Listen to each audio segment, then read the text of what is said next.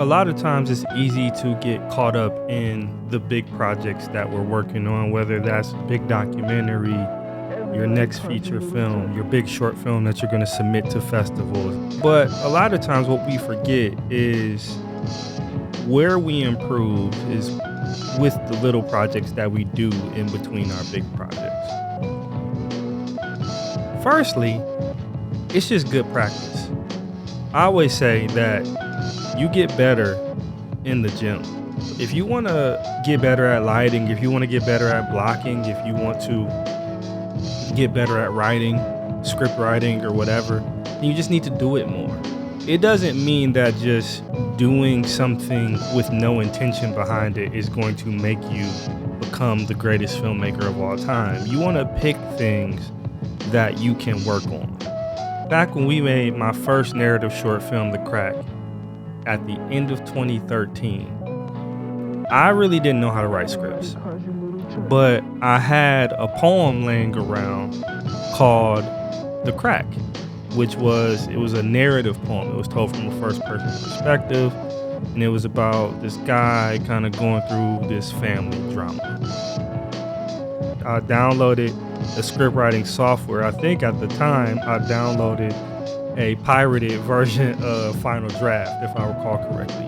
And so what I essentially did was just transfer this poem into script form. So what you can do is you can pick something specific to work on a particular project and really drill that and really try to nail that one aspect of it. The second thing that I want to key in on is that making your art film might inspire your next big project. So it might be something that you might find out or unlock or see in a project where it's like, man, I like that aspect ratio. I'm going to use that for my next feature. I like this blocking. I'm going to use this for this documentary that I'm working on. The simple process of creating is going to lead you into a process of discovery. A lot of the techniques that we used in my feature film, I Wish I Could See Heaven, were directly lifted from a short film that I did last year called Ain't That Many Summers Left. You know, as we were going through it, we didn't really have a plan. Of course, I wrote a script and we figured out some shots and things like that, but we were feeling our way through that process.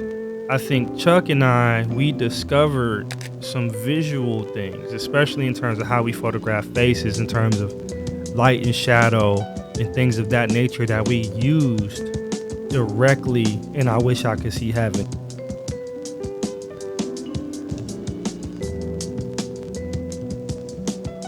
We all know that our reels are everything for us. They're how we get jobs. They're how we market ourselves. It's what people know us by. So when they go to your website, when people go to your website, say, hey, I love this DP, or I love this director, or I love this whoever. The first thing that they're going to do is they're going to look at your work, because your work speaks for you. You can have a bunch of commercial stuff on there. You can have a lot of things that you got hired for, which is great. You want those things because those things show that people are willing to pay you in order to do a professional job. However, what is just as important, especially when looking for creative collaborators, is that when people go to your website or they look at your work, is that they see you. They see the artist who you are. They see the things that you can make and what you can sustain. Your reel can be bolstered by not only your work that you got hired to do as a DP or a director, but also the work that you've created and that you're most proud of yourself and that shows exactly who you are and who you want to be. The last thing is creating an art film or creating a side project. It can help you learn more about yourself creatively. We went to Africa at the beginning of 2023, to Kenya specifically, to film a couple of docu-style spots for Compassion International. Compassion International is this huge nonprofit organization that does things within communities all over the world. We knew that we were going to do this job and we were taking all our gear out there, but we also planned while we were out there to shoot something for ourselves. We knew that this was a once in a lifetime opportunity, and we wanted to make something that could commemorate our experience over in Africa.